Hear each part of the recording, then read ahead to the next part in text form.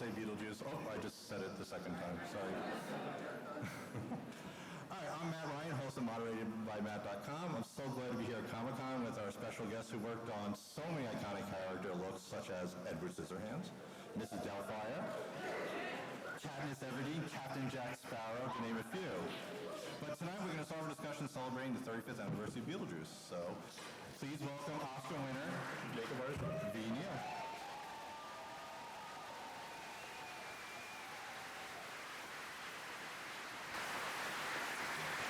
I'm going to make you blush now. Hold on, that's your right. This one? This one. Hold on, let me get in front of me. Oh, geez, sorry, guys.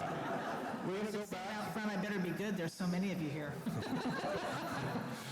Let's go back in time. When you first met with Tim Burton, what made you want to jump into this really kooky world and his vision of the afterlife? Well, it started way before I had anything to do with meeting Tim Burton, because I was doing a film called The Lost Boys. This was one of my very favorite films ever that I worked on. And the art director came to me and said, his name was Bo Welch, by the way, and said, V, says, I just got a script for this really cool movie. It's right up your alley. You got to do it. You got to come over and talk to him and get the job. And I went, okay. And that's when you could still do stuff like that. You can't do that anymore. Anyway, so I said, well, find out who's in production, and I'll go over and talk to him. So he said, well, I don't have a crew sheet yet. I just got the script. He says, but as soon as I know, and this is right in the middle of filming Lost Boys. So eventually he got a crew sheet, and it just so happens that the production manager on the show was the first AD on a film I did called 9 to 5 with Lily Tomlin. So he was the first AD, but now he's the production manager. So he's the guy who can actually get you in there and get the job. So I called up Richard Hashimoto. I said, Richard, you got to get me in there and meet that guy, Tim Burton, that guy, you know, that's going to direct it. And then he says, it's too early, V, it's too early. So, you know, you've heard that expression, squeaky wheel gets the job done. Well, I called him every week and drove him absolutely insane. He finally said, okay, V, it's time to come in and meet him. I said, okay. So this movie had no money. And they were out on they were in a crappy little like construction trailer on the Culver City studio lot. It was a Warner Brothers film, but they didn't even want us on the Warner Brothers lot, so they sent us way the hell across town and put us in this tiny little studio to shoot this movie. So I walk into this trailer, and there's this old cork board on the wall, and it's got some kind of crumpled up papers with pictures pinned up there on guys that, like a guy digging through trash that looked like a derelict. And I thought, why are those pictures up there? That's so bizarre, right? And then I realized that that's the Beetlejuice character, and I thought, what the hell kind of movie is this anyway?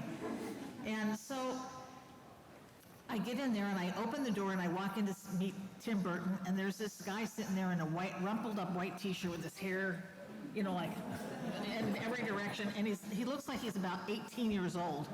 And I went, damn, this is the director? Okay, this is going to be a weird movie. So that was my first impression of Tim Burton, and I sat down and talked to him for a while.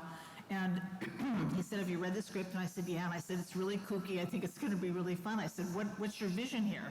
You know, and I didn't know anything about Tim Burton. I didn't know he was an artist. I had no idea who he was.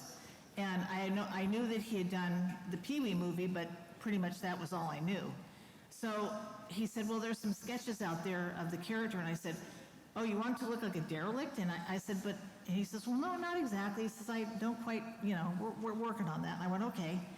So as probably not on the first meeting, but the second meeting I had with him when I finally got the job, we were talking about what the afterlife characters were going to be. And he said, I think they should be kind of pastel colored. And I said, pastel color? I said, you mean like Necco wafers? Now, you guys are probably not even old enough to know what Necco wafers are, but they're these really crappy candies, just about this big around, and they're like sugar pads, you know, they're just nasty. And he goes, yeah, just like Necco wafers. And I went, okay. So when we started testing the background, you know, all the people in the afterlife, I realized that pastel was not really going to work because it was so heavily saturated with color, all the lighting and everything, that none of that was going to show up. So we eventually went to darker colors. But it's actually the first time on a film that airbrushing makeup on somebody had ever really been used extensively. I think they had done a little bit of it on Spaceballs, but up until then, no full characters had ever been airbrushed. So all of those characters in the afterlife, except Beetlejuice, funny enough, were all airbrushed, but he was not. He was done with a cream makeup and, as you know, and some very weird stuff glued all over him, which actually was, were you asking me about, I forgot what you asked me. Meeting Tim Burton. Meeting Tim Tim Burton. I was moving on to other things now. Okay, so that's how I met Tim Burton.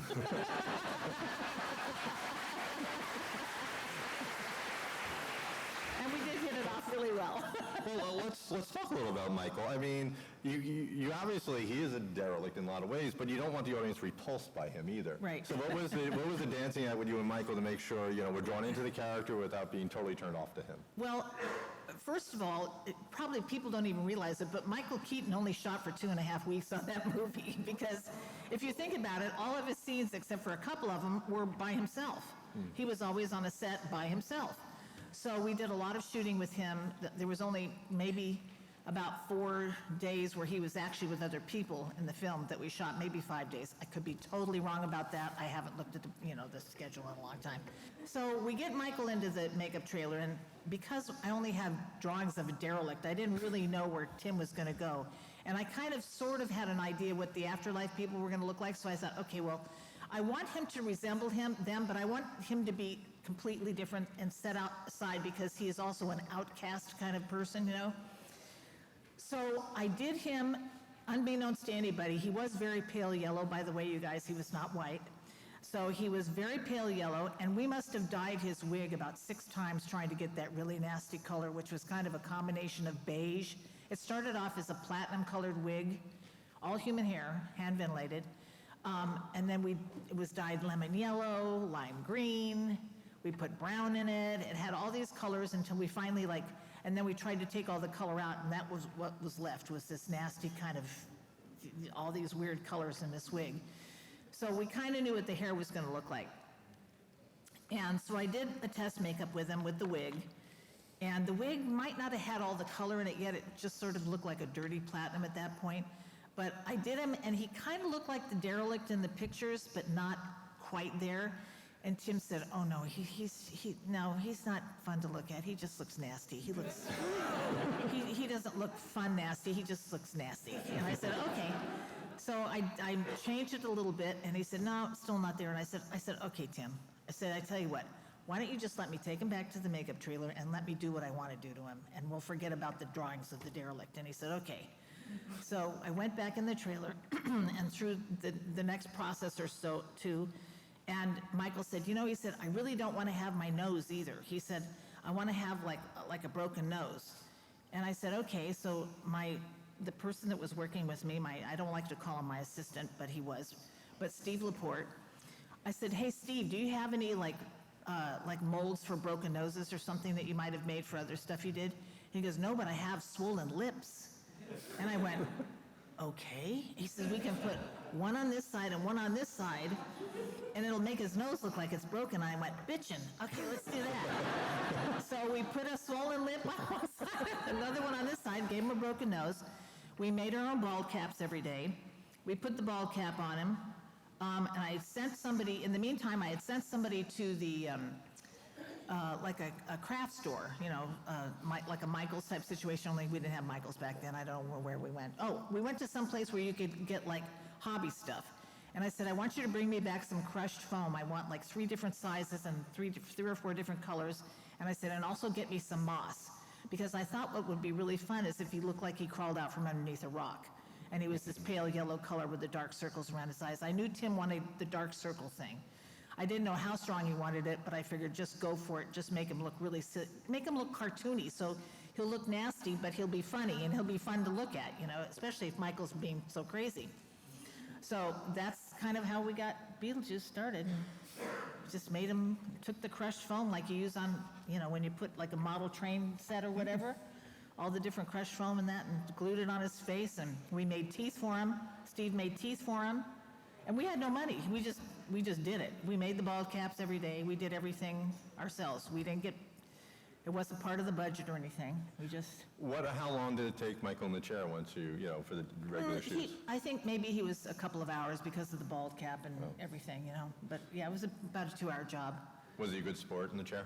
Oh, yeah. Oh, and also, I had my manicurist come and put his nails on because I didn't want him to have fake nails that kept popping off. So he actually had acrylic nails, and they were nasty because when I told her what I wanted her to do to him, she goes, "Really?" I said, "Yeah, I want you to cut holes in them. I want them to be all broken because I'm going to paint them all nasty and messed up." And she said, "Okay."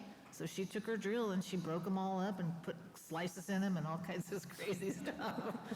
So he was walking around for 2.5, 3 weeks with these nails on. I said, "Maybe you should get yourself some gloves." I'd hate for you to go out to dinner like that. But he was a really good sport about it. Well, you have to create the world of the living, and you had a lot of different looks for that. Oh, yeah. For starters, what was the challenge of turning Winonaryder into a goth who had 1 foot in the real world and 1 foot in the afterlife world? She was great. She showed up in our trailer, and she looked like she was about 13 years old. And she had blonde hair, dirty blonde hair. And we looked at her and we said, "Well, we're dyeing her hair." Said to her guardian, "Dyeing her hair." They said, "Okay." So we dyed her hair black, and that's how it started. And then put her in the chair, and Yolanda took her bangs and twisted them and started cutting them with razors and twisting them, cutting them, and gave her those funky little bangs. And then I gave her, the Tim Burton makeup with the dark circles around her eyes, sort of, kind of. And there you go. Just made her real pale and kind of, made her look tired, basically, with these circles. Not the circles, but you know what I mean. Like when you're on a binge. All right, so a lot of you in the audience are from the 1980s like me. That decade was not known for good natural looks with colorful eyeliner, lipstick hairstyles, mullets, and teased hair. You like to treat Gina Davis a very traditional look. What led you to this decision to thankfully depart from the 1980s style? Well, you have to remember where they supposedly lived, and their house was very, like not even as cool as Martha Stewart. It was more, country living, And I can't imagine her to look anything other than just like a little country type girl. So that's where she came in. And it was really a good dynamic between her and Catherine O'Hara, who was, this metropolitan woman who's, got the eyeliner and the red lipstick and the kooky clothes and the, kind of crazy hairdos she had, So we wanted to have that dynamic going on between the families. And Alec was pretty much straightforward too? Yeah, he was just straightforward, yeah. Yeah, that's like that.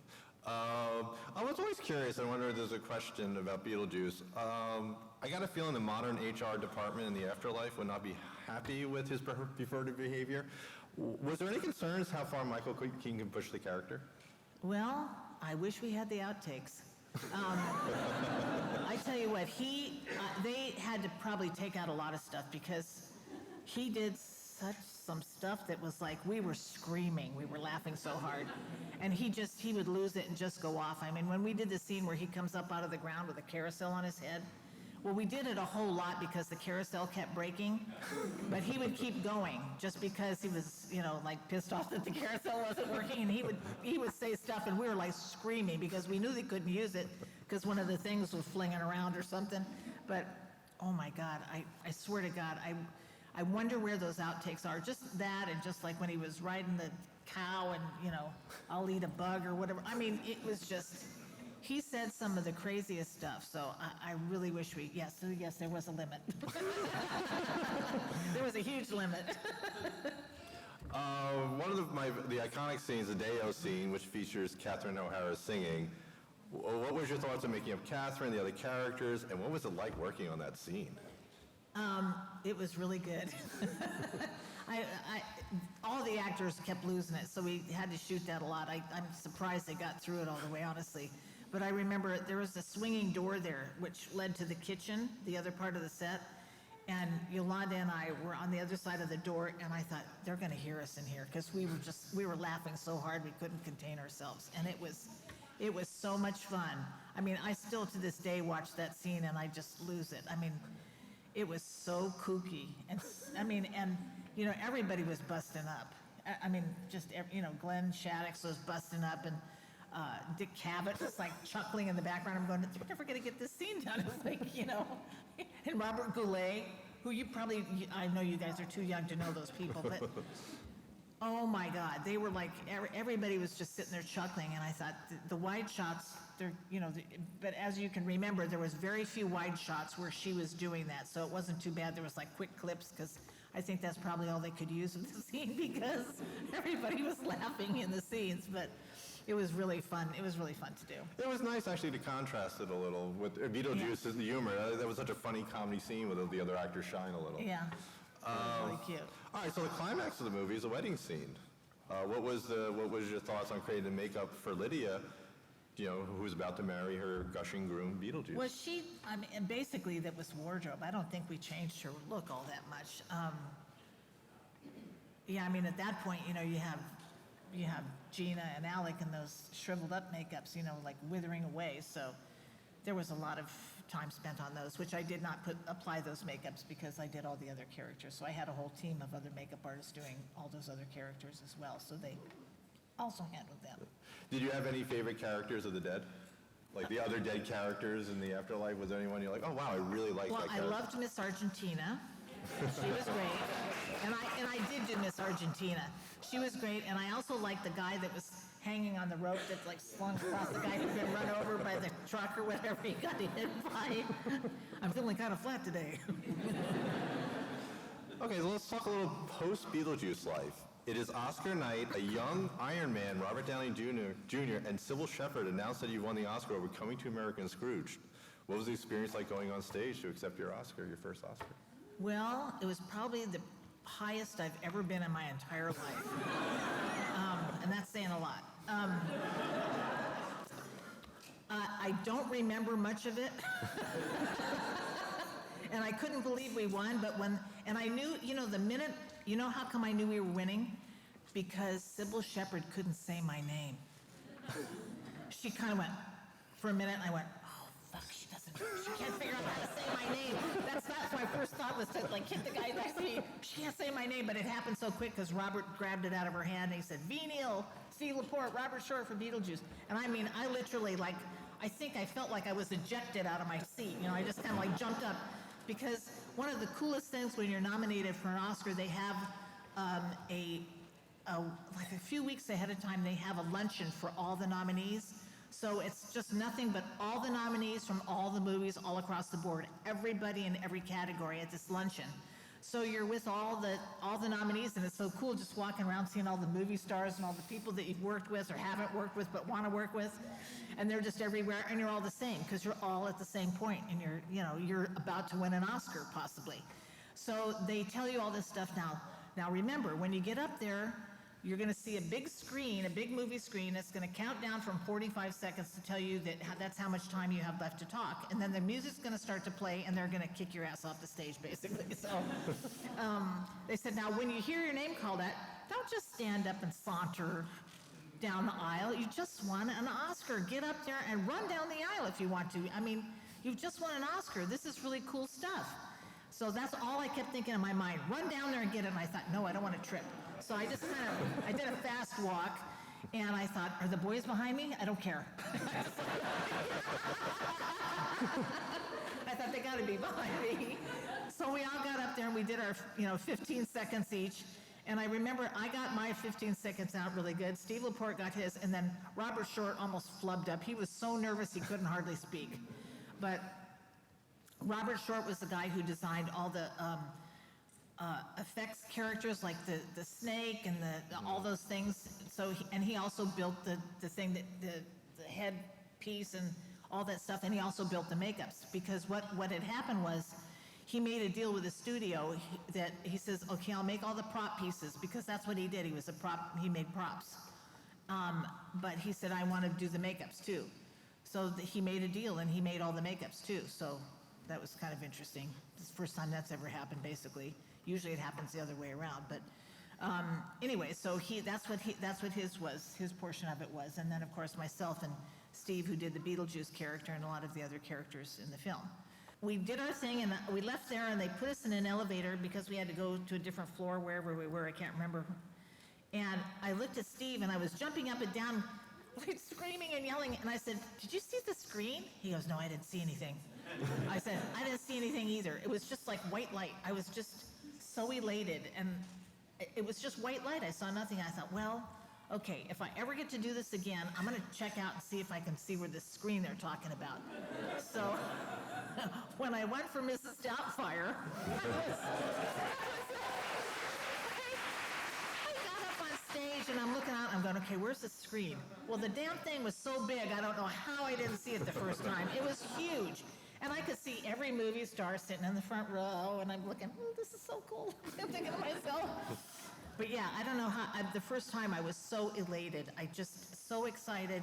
I was like blind. You've heard that expression, I was blind, basically. So, did that answer your question? Oh, yeah. All right, it's 3 decades later. There's a Beetlejuice musical. He walks around Universal Studios as a character. A sequel's in production. Fans have actually dressed as Beetlejuice for their weddings. Did you ever expect that you would have helped create a character that's had such an impact on our culture? No.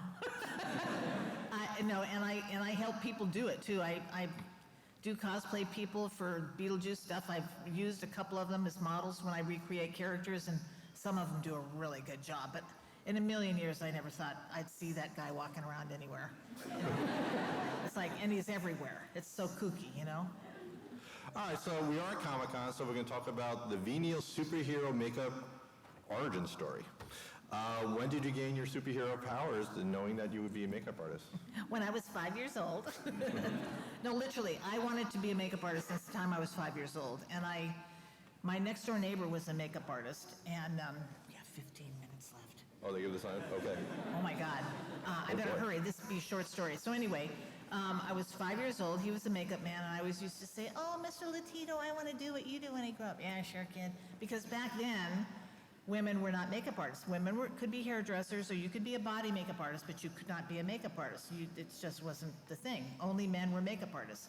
So literally a year before I got in the union, I'd been doing makeup, and doing only special effects makeup, mind you, because that's how I started.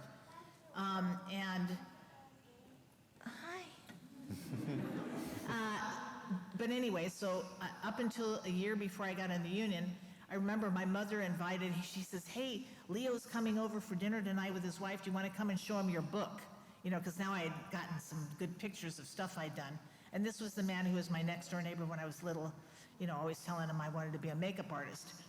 So I went over and I showed him my book, and he threw it down on the coffee table, and he looks at me and he laughs and he goes, you know, you're never getting in the union. Oh. And I thought, that is so goddamn mean. I thought, wow, this is somebody who all they ever wanted to do was do what he did, and he was not encouraging me. He tried to get his son to do it. He didn't want to do it. His daughter didn't want to do it. Here he had a built-in person that wanted to do it really bad. And unfortunately, he never lived to see me win an Oscar, but that would have been really good.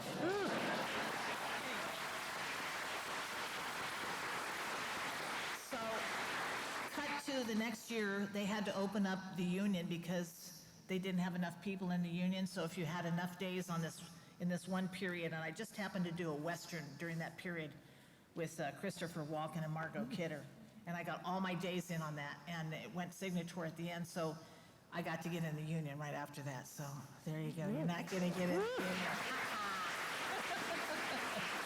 All right, I am a huge fan of the movie Ed Wood. You and a couple of other people. What was it like doing the makeup for a movie in the style, the B-movie style? Well, first of all, that was the other movie of Tim's that I thought, who in the hell is going to go see this movie? I have no idea. But I thought it's definitely going to be one of those, you know, quirky, you know, movies that sort of sat on the back shelf that everybody loves and you don't know why. But yeah, and it was so cool because I had never done a film in black and white, and boy, is that a whole different animal. But what were you asking me about it? Oh, what was it like to be, because you had a very B-movie style. In fact, Ed Wood was a terrible filmmaker, so you had to make a lot of... Yeah, so did you have to like make up that looked like bad makeup? Okay. Like for Now Bela Lugosi specifically? Okay. No, well, Bela Lugosi, it had to look as good as it could possibly be, obviously. But Rick Baker designed that movie, and of course, we all know he's amazing. So And funny, the first time we were doing a test with the makeup, and I put the makeup on the way, Rick had asked me to do it, with all the coloring and everything, and Tim said, oh, no, V, he looks too healthy. He can't be that healthy. And I said, okay. I said, well, what would you, what do you think what are you looking for? He says, well, put some dark circles around his eyes. And I went, oh, fuck. Oh, my God. I said, okay, I'll go make him look unhealthy. So I took him back to the trailer, and because it was in black and white, I thought, well, these browns are not going to be enough of an enhancement. So I started mixing in some charcoals and thinking more black and white, and like squinting my eyes and saying, okay, what's it going to look like in black and white? So I was doing a lot of darker colors around his eyes, and in walks Rick Baker. And he said, God damn it, V, he says, I knew the minute I gave you this makeup, you were going to put dark circles around his eyes. I said, no, and Martin spoke up. He goes, no, she's just doing what Tim told her to do. And I said, they're not going to be circles. He just wants me to make him look sick. But yeah, it was a learning curve. And I had to add black to all the lipsticks because we wanted the girls to look like they were wearing dark red lipstick. And even red doesn't show up in black and white. So there was some tweaks I had to do here and there, yeah. All right, I would be remiss if I didn't talk about Mrs. Doubtfire. Okay. You had to disguise Robin Williams completely. How was that? How did you go about making that work? Well, first of all, that makeup was designed by Greg Canham, who's absolutely amazing artist as well.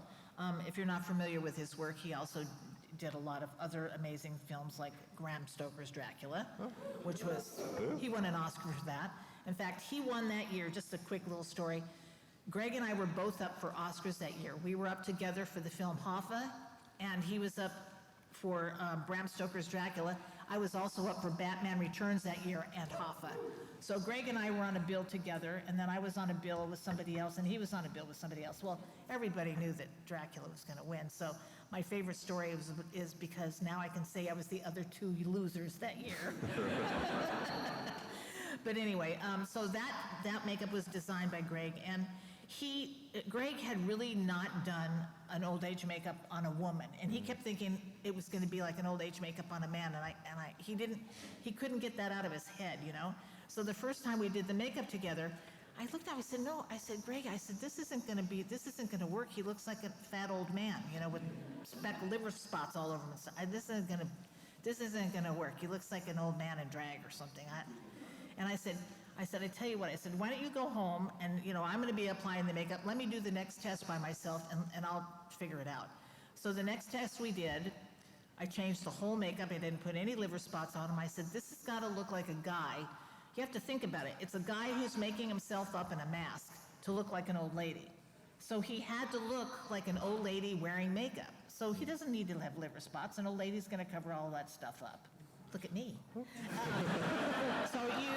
you have to cover all that stuff up, and I wanted him to look sweet. He had to look lovable. He had to look charming. So he had a little eye makeup on, some mascara, some lipstick, and of course we gave him teeth to change that because that really changes somebody's look, and blush and made him look sweet. So that's kind of how that all came about.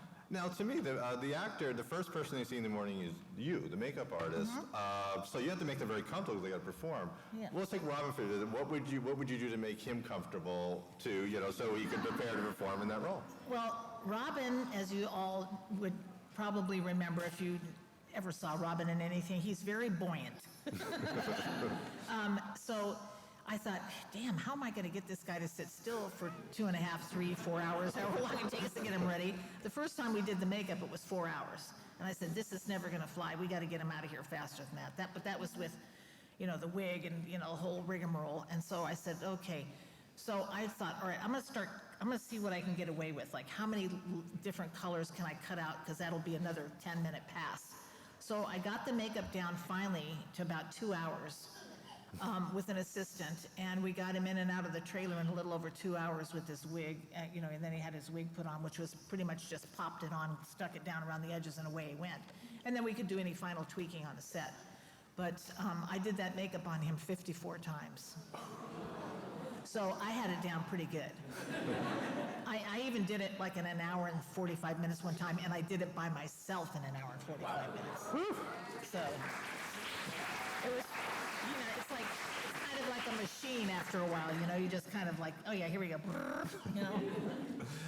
All right, my last question, and I'm asking the audience not to put this on Instagram, Facebook, MySpace, Vine. And you don't have to name names, but what does it make artists do when there's a talent that's difficult to be in the chair? Well, I only ever had a couple of those. And I do remember one time somebody sat down in my chair and they said, you have 1 hour to make me look 80 years old. And I said, I tell you what, we'll see how old you look in an hour. How's that? If you don't stand up for yourself, they'll walk all over you. So you got to put them in their place immediately. And this particular actor, I had to put him in his place. All right. The other one I couldn't do anything about. I just let him go do whatever he was going to do. So unfortunately, he was doing more than just acting on that particular movie. That's a curious. And nobody saw the movie anyway, so it didn't matter.